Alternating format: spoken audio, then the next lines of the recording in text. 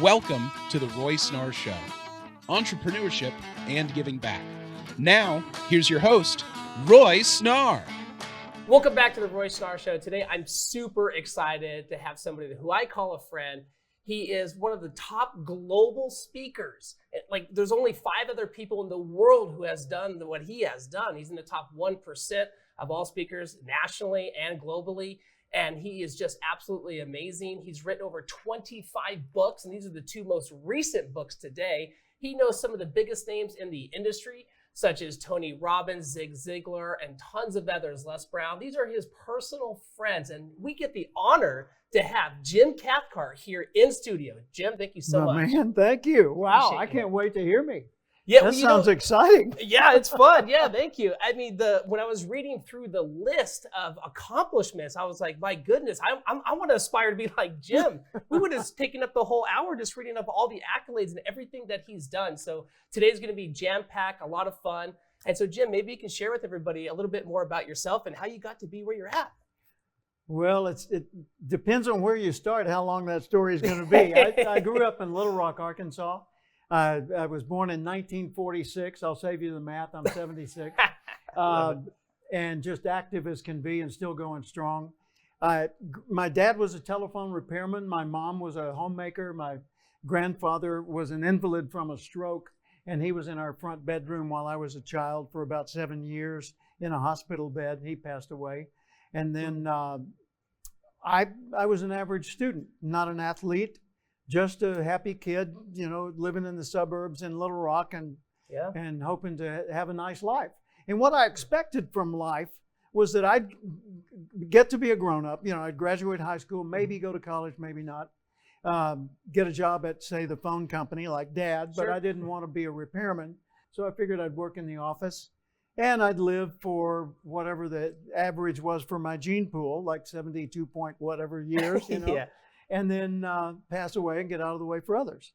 Yeah. I really thought I would be about that significant. Wow. And then one day in 1972, I was newly married, overweight, out of shape, smoking 2 packs a day, working for the Housing Authority, Urban Renewal Agency, for an entry-level job for $525 a month. And in the next room on the radio, I heard a person like you, Earl Nightingale. He was on all the radio stations back then. And he said, if you will spend 1 hour extra every day studying your chosen field, in 5 years or less, you'll be a national expert. And I thought, wait a minute, do the math. Hour a day, let's make it simple. 5 days a week, 50 weeks a year, 5 years, that's 1,250 hours. Yeah. 1,250 hours on one subject, yeah, you could be knowledgeable. And if the subject was really narrow, like instead of leadership, it's managing teams. Or instead of managing teams, it's managing sports teams. Right. Okay. Or instead of managing sports teams, it's managing football quarterbacks. The more focused you get, the more that 1,250 hours pays dividends. So I thought, what do I want to do? Didn't know. Took me weeks. And finally, I said, I want to do what that guy on the radio does. I want to help people grow. I want to be a motivational expert. I didn't know anything about motivation. And I certainly didn't know anything about public speaking. I had never given a speech, and I had nothing to say. So, I've been there. You know, I just took it from ground zero and started intensely, fanatically studying the field of personal development. Wow. And so from personal development, how did you morph into the speaking side of it, like getting your first gig? And so let's say you read a great book like yours, and now you're like, okay, what do I do at this point? Like, what was that transition? The first thing I did was I started reading the classics like Think and Grow Rich, How to Win Friends and Influence People, The Power of Positive Thinking, name it, the books of the day, Success Through a Positive Mental Attitude.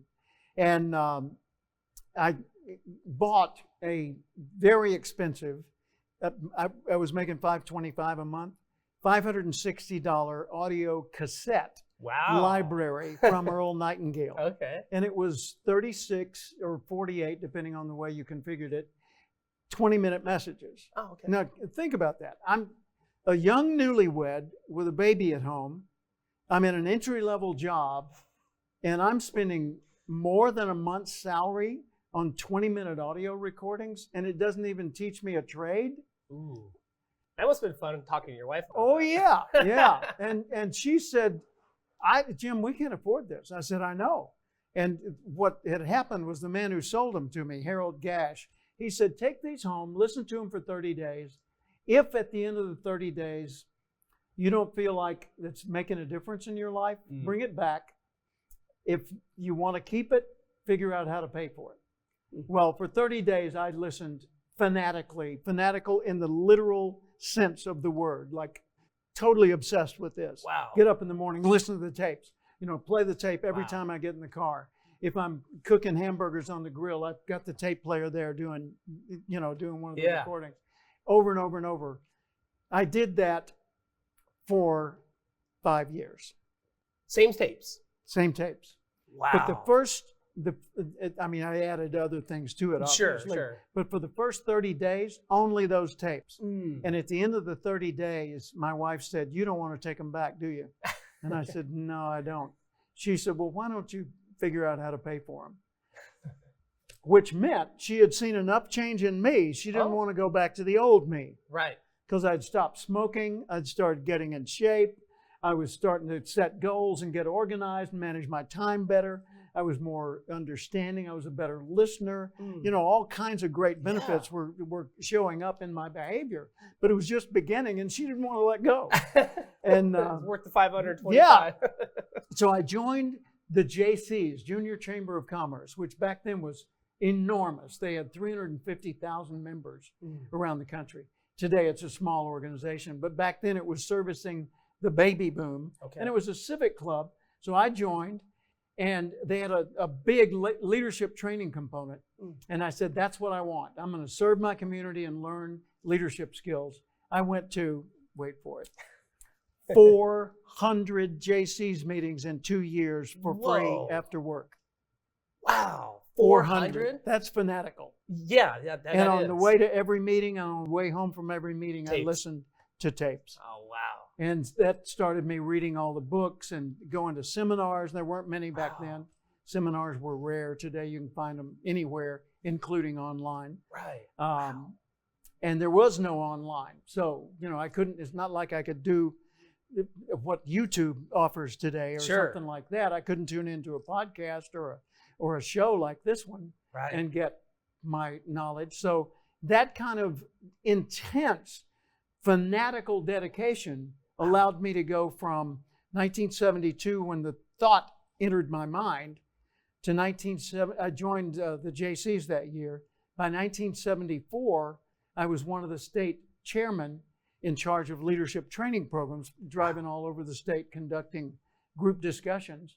The next year, the U.S. Junior Chamber of Commerce National Headquarters in Tulsa, Oklahoma, hired me as Director of Leadership Training for 356,000 members. Pause. In 1972, I heard Earl Nightingale on the radio. He said, 1 extra hour a day, 5 years or less, national expert. I said, I want to do what he does. 72. Move that to 77. 1977, that's 5 years later, I left my position at the national headquarters of the JCs and went to work full-time on my own, teaching seminars all over the nation on leadership skills. I did about 100 seminars a year. Since that time, I've done 3,500 all over the world. That is amazing. 3,000. Been a good ride, and I'm still riding. Yeah. I'm driving, actually. Wow.